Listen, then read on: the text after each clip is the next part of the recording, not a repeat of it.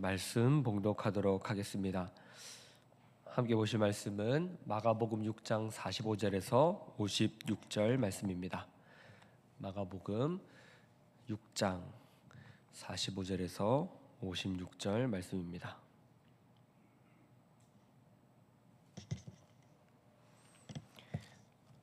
함께 봉독하도록 하겠습니다.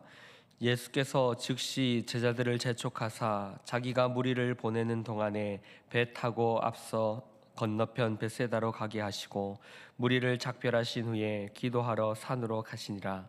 저물매 배는 바다 가운데 있고 예수께서는 홀로 무태에 계시다가 바람이 거스름으로 제자들이 힘겹게 노젓는 것을 보시고 밤 사경쯤에 바다 위로 걸어서 그들에게 오사 지나가려고 하시매 제자들이 그가 바다 위로 걸어오심을 보고 유령인가 하여 소리 지르니 그들이 다 예수를 보고 놀람이라.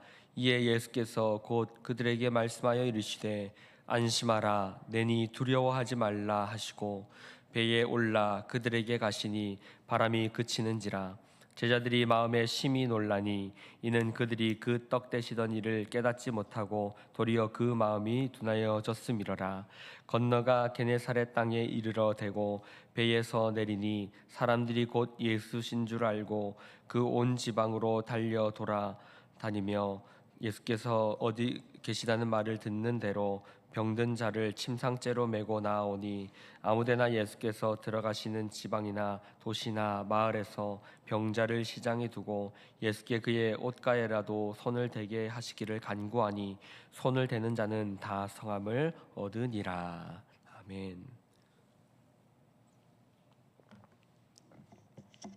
계속해서 마가복음의 말씀을 살펴보도록 하겠습니다. 예수님은 5,000명을 데리고 5,000명이 넘는 사람을 데리고 놀라운 기적을 베푸십니다. 오병이어의 기적. 많은 사람들이 그 놀라운 광경을 목격했고 이제 그 예수님을 왕으로 모시고자 했습니다. 그러나 그들은 예수님의 뜻과는 다르게 인간적인 그리고 자신들의 삶을 해결해 줄 그런 존재로서 예수님을 왕으로 삼고 싶어 했습니다. 그래서 예수님은 그 무리를 떠나 오십니다. 그리고 그 이후에 오늘 이 기적이 나타나게 됩니다. 예수님은 제자들에게 먼저 벳세다로 가도록 배를 태워서 보내십니다. 어느 정도 쉼을 가질 필요가 있었기에 사역을 또 하는 가운데 많이 피곤했기에 이제 벳세다로 조금 이동하도록 그렇게 제자들을 보냅니다. 그러나 그 배를 타고 가는 중에 풍랑을 만나게 되고 그리고 힘겹게 노를 저으며 그 항해를 하게 됩니다. 그 가운데 예수님이 무리를 걸어서 나타나시고 제자들은 그 모습을 보고 유령인 줄 알고 깜짝 놀라며 두려워합니다. 그리고 예수님은 그들에게 다가가셔서 그 배 위에 오르시면서 내니 두려워하지 말라, 안심하라 그렇게 말씀을 하십니다. 이 사건들은 무엇을 말하고 있을까요? 오병이어의 기적 이후에 일어나는 이 무리를 걸으시며 풍랑을 잠잠케 하시는 사건. 바다를 잠잠케 하셨던 그 사건은 이전에도 예수님이 제자들에게 보이셨습니다. 그런데 지금 일어나는 이 사건은 그때와 다른 점이 바로 오병이어의 기적을 경험한 이후에 일어난 사건이라는 것입니다. 오병이어는 예수님께서 이스라엘 백성들을 먹이시고 기르시는 하나님이심을 보이시는 사건이었습니다.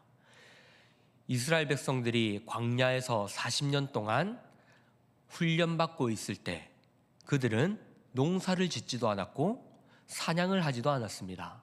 그저 하나님이 채워주시는 그 양식들을 먹고 거기서 생활했습니다. 마찬가지로 예수님도 그들에게 영원한 양식을 주시는 분, 그들에게 더 이상 줄이지 않고 목마르지 않는 영원한 생명을 주시는 분이심을 보여주셨던 사건, 그것이 바로 오병이어였습니다. 그런데 그 사건 이후에도 제자들은 여전히 예수님을 온전히 이해하지 못하였습니다. 오늘 사건이 말해주는 이야기는 그들이 오병이어를 경험하고도 예수님을 여전히 온전히 이해하지 못하고 있음을 보여주는 사건입니다. 예수님의 임재, 예수님의 찾아오심을 오히려 그들은 공포로 느꼈습니다. 예수님이 하시는 방식들은 그들이 이해할 수 없는 방식이었으나 밝은 환경 가운데, 밝은 상황 가운데 주어지는 기적들은 그들이 쫓아다녔지만 어두운 상황 가운데 힘들고 고난과 풍랑이 가득한 그런 두려운 상황 가운데 오시는 예수님의 임재를 공포로 여겼던 제자들의 모습, 이것이 우리의 인간의 모습입니다. 오병이어처럼 우리가 원하는 일이 일어날 때에는 예수님을 왕으로 모시고 싶습니다. 그러나 예수님이 가라고 하셔서 갔는데 풍랑을 만나게 되고 고난이 찾아오게 되니 그분의 임재가 공포스럽습니다. 저기 유령이 온다라는 식으로 그 예수님을 바라보게 되는 것이죠. 인간의 연약함, 인간의 무지함을 보여주는 것입니다. 우리는 하나님께 때로는 우리의 믿음이 강해지고 싶어서, 우리의 믿음이 굳건해지고 싶어서 여러 기적들을 요구할 때가 있습니다. 하나님, 이러한 기적을 보여주시면 제가 더 잘 믿겠습니다. 이러한 응답을 주시면 제가 하나님 잘 믿을게요. 라는 식의 조건, 거래를 우리 신앙 가운데 하기도 합니다. 그러나 어떠한 기적도 믿음을 만들어낼 순 없습니다. 기적은 하나님께서 하나님 되심을 우리에게 보여주시는 사건들이지만 그 기적을 경험했던 이스라엘 백성들은 결국 예수를 십자가에 못 박았다는 사실을 우리는 기억해야 합니다. 그러니 하나님께 무언가를 보고 믿으려고 하는 우리의 그런 생각들은 믿음을 온전하게 만들 수 없다는 것을 우리는 기억해야 합니다. 그러나 또 한 가지 걱정하지 말아도 될 것은, 걱정할 필요가 없는 것은 우리는 그 믿음을 만들 수 없지만 우리가 하나님을 온전히 믿고 싶어서 그런 것들을 요구하며 우리의 믿음을 키워보려고 하지만 그러나 그런 것들은 믿음을 만들지 못하나 하나님께서 우리에게 믿음을 만들어 가신다는 사실입니다. 부모가 자녀를 내가 너를 믿는다 라고 할 때 자녀가 믿음을 가졌기 때문에 믿는 것이 아닙니다. 부모는 그 자녀를 믿습니다. 너는 잘 될 거야. 바르게 클 거야. 너는 잘할 수 있어. 내가 너를 믿어. 이것이 하나님이 우리를 향한, 하나님께서 우리를 향해 가지시는 믿음입니다. 하나님께서 우리에게 주시는 약속입니다. 우리는 그 믿음으로 인해 자라는 것이며 그 믿음으로 인해 우리의 믿음이 성장하게 되는 것입니다. 믿음이 선물이라는 것도 전적으로 하나님께로부터 그 믿음이 출발하기 때문에, 그 믿음은 하나님의 신실하심에 달려있기 때문에 그 믿음이 선물입니다. 오늘 본문에 나타나는 이 제자들도 그들이 어떠한 놀라운 기적을 경험했더라도 여전히 온전한 믿음을 가지지 못하고 있음을 우리는 확인할 수 있습니다. 예수님을 온전히 믿지 못하고 그 예수님을 두려워하는 그러한 모습. 그 이유는 무엇일까요? 그것은 제자들이 생각하던 메시아와 하나님이 보내시는 메시아가 다르기 때문입니다. 인간이 원하는 메시아는 풍랑을 겪지 않게 하는 메시아이십니다. 인간이 원하는 신은 우리 삶에 어려운 일이 찾아올 때마다 그 어려운 일을 신의 능력으로 넘어가게 하는 것, 그런 하나님을 원합니다. 하지만 하나님은 어려운 일들과 원하지 않는 그 일들을 겪게 하셔서 우리의 믿음의 현실을 보게 하시고 그 믿음을 키워 나가시는 것입니다. 지금 예수님께서도 제자들에게 배를 타고 벳세다로 가라고 하셔서 풍랑을 만나게 하신 것은 그들의 믿음의 상태를 스스로가 확인하게 하시는 일들입니다. 이 일들은 확인해서 너희는 탈락이다를 하는 것이 아니라 너희는 내가 필요하다. 안심하라. 너희의 연약한 믿음 내가 놓지 않는다. 내가 붙든다. 그 붙드신 손을 데리고 예수님께서는 십자가의 자리까지 가시는 겁니다. 당신께서 지셨던 그 십자가를 이제 그 십자가에서 내려오셔서 우리에게 너희도 지라라고 말씀하십니다. 그러니 신앙생활을 한다는 것이 원망이 많아지고 왜 이 길을 가게 하십니까? 하나님께 따지게 되는 것, 그것이 우리의 신앙생활이 되는 것이죠. 그러나 그 길 속에서 하나님은 우리를 놓지 않으시고 하나님께서 늘 함께 하시며 그 길을 걷고 계신다는 것을 우리는 기억해야 합니다. 왜냐하면 그 길이 하나님을 아는 길이며 하나님의 영광을 담아내는 길이기 때문입니다. 우리는 세상의 영광을 하나님의 영광으로 오해해서는 안 됩니다. 교회가 가지는 영광은 헌금이 많아지고 숫자가 늘어나고 건물이 커지는 것이 영광이 아닙니다. 교회의 영광은 예수의 모습이 드러나는 것입니다. 우리 공동체 가운데 예수님께서 행하셨던 그 사랑이 넘쳐나는 것입니다. 세상이 핍박하고 조롱할지라도 우리는 묵묵하게 세상의 방식이 아닌 십자가의 방식을 걸어가는 것입니다. 왜 그렇게 미련하게 합니까? 이런 것들은 적당히 하면 됩니다. 이런 식으로 하면 됩니다. 라는 세상의 방식들, 타협들, 그 속에서 우리는 우리의 길을 걸어가는 것입니다. 이것은 세상을 향해서 당신들이 틀렸습니다라는 지적과 정죄, 함이 아닌 그들이 틀린 방식으로 걸어갈 때 당해주면서 우리는 당신을 사랑합니다. 우리는 당신을 이해합니다. 라는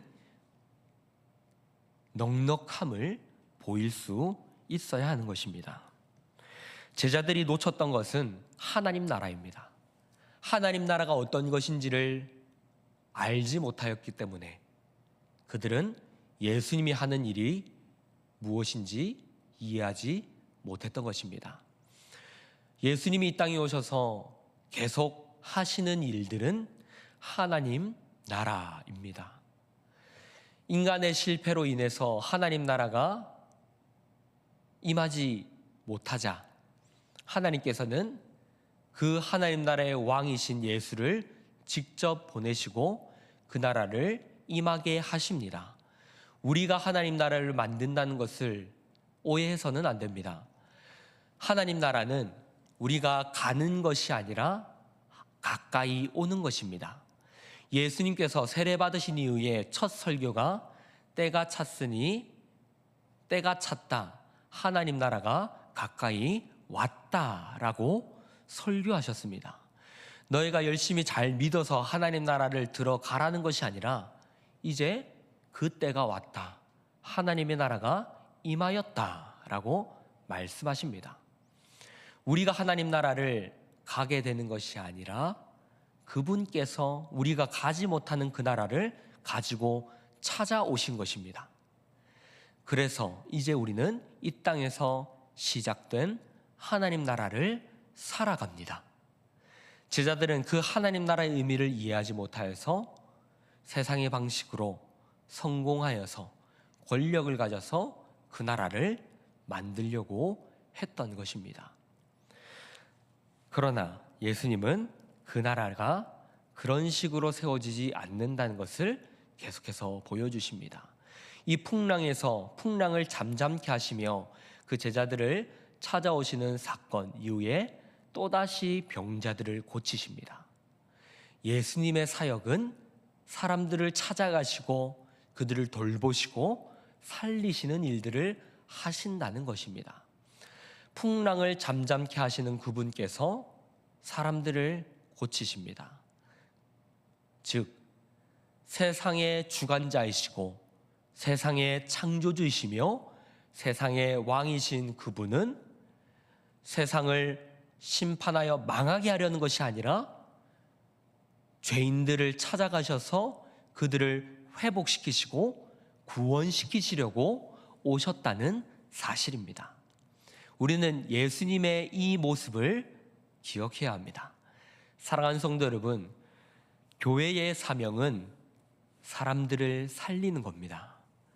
우리는 옳고 저들은 틀렸다 하여 그들에게 너희는 지옥 갈 거야 라는 말을 하는 것이 아니라, 물론 맞는 말이죠. 하지만 그런 말을 하도록 부름받은 것이 아니라 우리는 죽어가는 영혼들을 향하여 눈물을 흘리며 애통해야 하며 그들의 친구가 되어주어야 합니다. 지옥 가는 친구가 있다면 내가 지옥에라도 따라갈게. 너 거기 가면 안 돼. 나랑 같이 가자. 나 너 지옥이라도 못 버려. 라는 동료가 되어야 하는 것입니다. 누구의 고백입니까? 모세와 바울의 고백입니다. 내 이름을 생명책에 지어서라도 하나님 그렇게 하지 마십시오. 내가 버림받을지라도 하나님께 끊어질지라도 내 동족 유대인들을 하나님, 예수님 버리지 마십시오. 이 고백이 바로 우리의 고백이 되어야 하는 것입니다. 우리의 신앙이 개인주의적이고 실용주의적으로 빠져서 어떻게 하면 잘 믿을까를 세상적인 방식으로 오해해서는 안 됩니다. 하나님 나라는 져도 됩니다.